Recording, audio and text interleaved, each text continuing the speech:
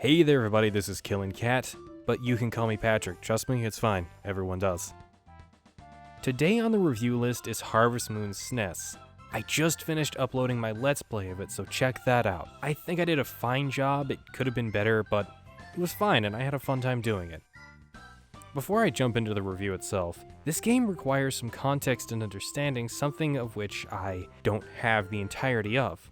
This information is only preserved through a 2012 GDC spoken primarily in Japanese from the creator of this series. See, my understanding of this is that Harvest Moon had an incredibly tumultuous game development cycle, a dwindling staff, an abandoned company, and a company president who fled from the public light and, to my knowledge, has not been found to this day. After this, the team for Harvest Moon was essentially non-existent. They had no funding, and they only had, I think, about 3 months to finish the title. So this was a rushed development cycle with a lot of crunch. But it wasn't the creator's fault. It wasn't even really most of the company's fault. Everything just went sideways very rapidly in an unpredictable direction. And due to this, we didn't get to see the final vision these guys had for their game series, at least not for a few more years.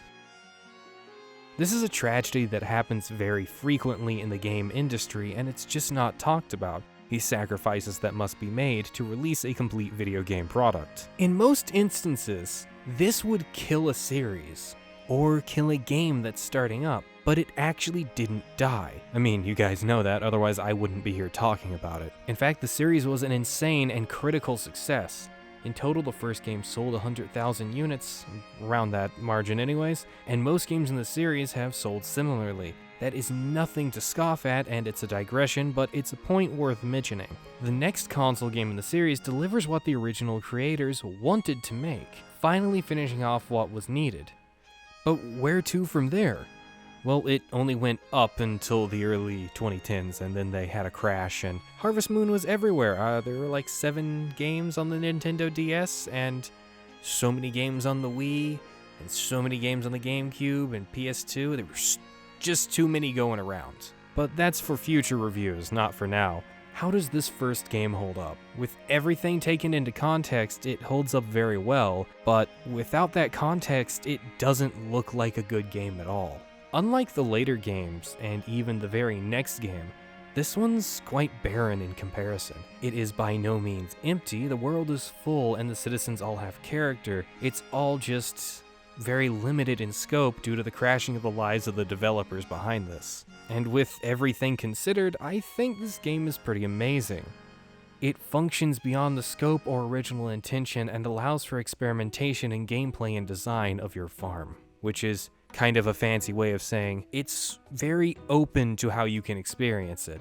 By all rights, this game should have failed and flopped. However, it didn't. And while the scope is limited in what you can do, the characters and gameplay are very, very open. You have among your choices 5 women to marry and a good number of daily activities.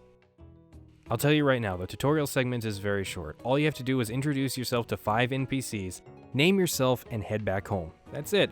You're probably going to end up talking to everyone in town, though. That's just how it always happens, because no one ever remembers the 5 exact NPCs to talk to. It's very easy to remember, it's just that you don't, because the game is pretty long.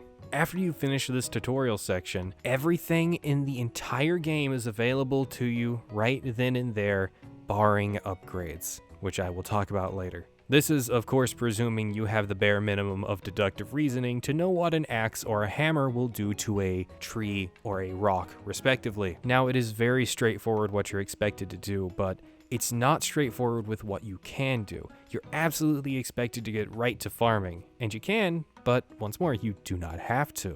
This is the only game in the series that gives you absolute freedom of choice to do whatever makes you happy, at least as far as I'm aware. The premise is simply living out your life in the country. That's it. There's a pond in the mountain. You can go fish in it. You can take your axe and make a job out of chopping wood or scavenging fruits to sell money. Make sure you toss your first fish back before evening, though. If you do decide to fish, you'll get a nice surprise. And speaking of the evening, why not go to the bar and visit the patrons, have a talk with people in the town? Fun fact, the bar patrons actually change every season, though 3 of them always remain consistent. Go flirt with the barmaid. Her name's Eve. Maybe you want to marry her? Well, you could, but you could also marry one of the other 4 bachelorettes. Or maybe you just become a womanizer and get them all to fall in love with you. A little scummy, but it's argued you think it's platonic. Or maybe you actually do want them all to fall in love with you and nothing to come of that. That option is there, and I will not judge you for it. And neither will the game. Of course, if you do fall in love with each of them, there is unfortunately no way to be polyamorous in this game. Hey, maybe one day modders will add it in, but it's not here right now. Harvest Moon SNES lets you do whatever is available to you right from the start. The only bad ending of the game is that your parents are upset with you for being miserable and unable to support yourself.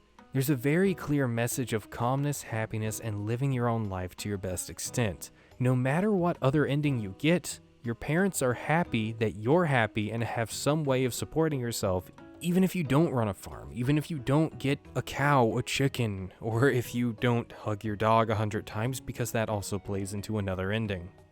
It doesn't have to be the most lucrative thing in the world for you to be happy, and your parents understand that, and they're happy that you're happy. And that is all there is to it.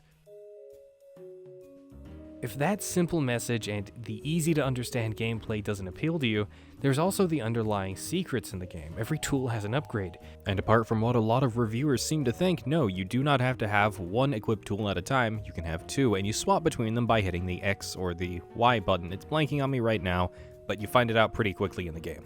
Just saying that if someone says that, there's a good chance they haven't played this game, or they played this game and didn't actually understand how it worked. It's not hard, just push buttons until something happens. You have 4. That's my own personal gripe, don't look into it too hard. Your house can be upgraded twice, and you get a special item if you upgrade it before the end of summer of the first year. You could get married and have up to 2 kids before the game is over, but once more, you don't have to do any of that. You can just be happy doing your thing. Maybe you go fishing in the woods every day.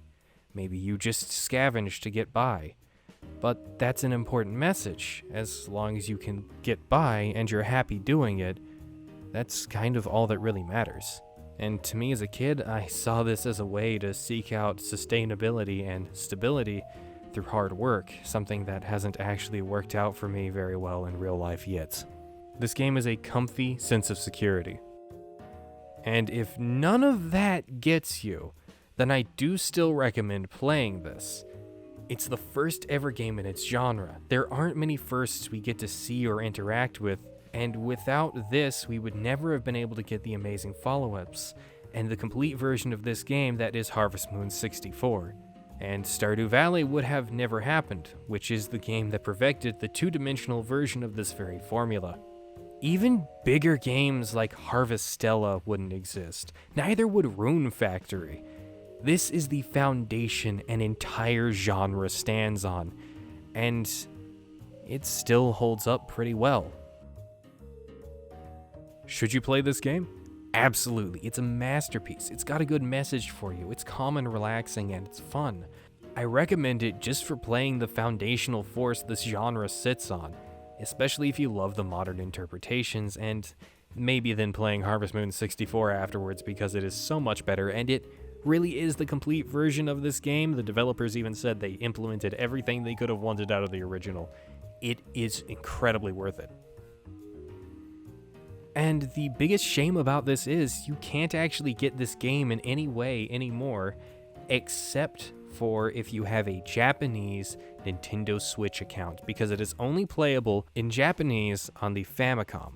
Which, by the way, also makes me sad because I've had people thank me for keeping this game alive, and I haven't really done much.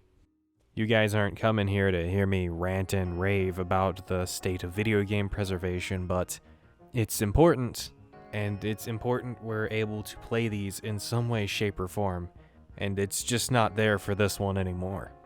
That's a crying shame. Every time this game came out, I would get it again. I'm not kidding. I have it maybe 2 or 3 times. It's that good to me. It's that worth it, and I have such a nostalgia factor for it. This actually isn't even my first Harvest Moon game, by the way. I played another one first. I think it was on the DS. I don't remember which one. But with all that said and done, that's about it. Thank you guys for watching, and I'll see you all next time for more. I do these reviews every time I do a Let's Play and every time I do a long play. If you like this, you know what to do. Like, comment, subscribe, comment down below. Join my Discord, please. I love seeing you guys there. You can also donate to me via Patreon and Coffee below, which is the thing that keeps me going, really, at the end of the day. Because I really do know I need sustainability, and, quite frankly, I don't have anywhere else to go. During this playthrough, I suffered numerous health and medical issues, and for a short while, I was even unable to walk, and I'm not trying to garner pity, but that's the reason this series took so long. That's the reason this review took so long, because, well, everything hit the fan for me, and it all went to chaos, and once it did, I had this game to play again. It once more gave me a feeling of fleeting sustainability while I played, a sense of joy that, well, it gets hard to have sometimes in life, and I think we all understand that. I can walk now mostly fine, I just can't be on my feet for very long a day, so this is kind of my thing. I work from home now. Yeah, I'm actually kind of enthused about that, but at the same time, I don't make any money doing it right now. Geez, I didn't mean to go on a rant there. Anyways, thank you guys for watching, and I will see you next time for more. Bye.